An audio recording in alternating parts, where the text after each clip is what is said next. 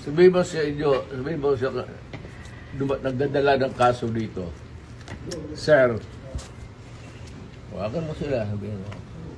Ano ba to?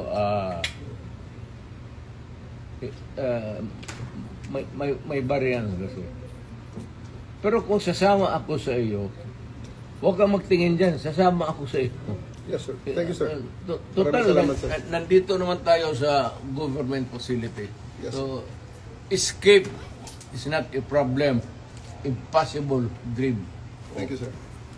Okay naman, Parado. Ang akin lang, I might not have the chance anymore to lecture on you na the serious implications nito. Yes, sir. We have withdrawn and then you allow me to be brought to a body of which we are no longer a member.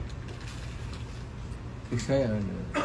Kaya sabihin mo din sa prosecutor, sabi ni Mayor, kindly ponder on this hieroglyph. Bak sir. Alam mo man, nabasa mo man siguro, withdraw na tayo. So, bakit mo ako dalhin doon sa international body na hindi tayo membro? Kung balang araw,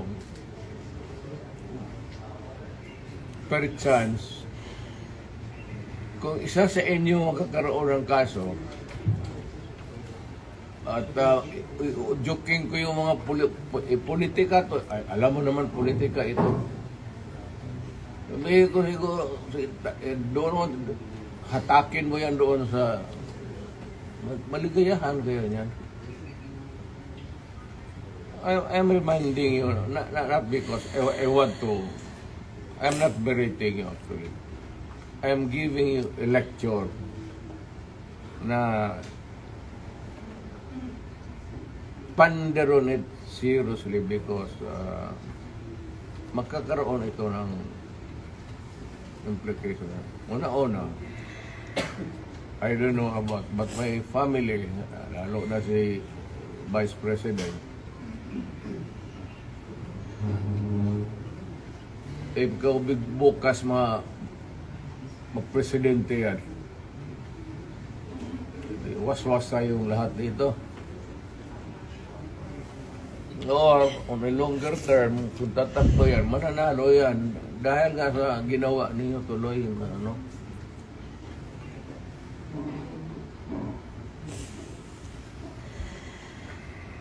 Hindi kasi ako ang nakiusap. Kung ako ang kausap mo kanina sa sabihin ko sa iyo kutsi mo, dalhin mo dyan sa ano, sasakay ako. Yes, thank you, sir. And then, sir, may bus tayo, sir, sa labas. Kasama, sir, ang family mo, sir. Hindi ko na, wala. Iiwan ko na. You can have a choice of 3 other companions, sir. Please. Wala. Abogado, siguro. Yes, sir. Wala man kayo ano. Wala. What's the worst that, kasi ito rin, what's the worst that they can, Hague. Malayo masyado yung Hague. Doon ka nga dalahin eh. Hindi nga papayag ang Supreme Court dyan. May mga abogado. They're actually breaking you today. Yun ang sinabi ni General Torre. That is kidnapping. That is kidnapping. Kidnapping. Could you just answer that, Mr. President, on the proper forum? Andito naman mga abogado niyo. Okay na siguro. Kaya nga, but sabihin mo yung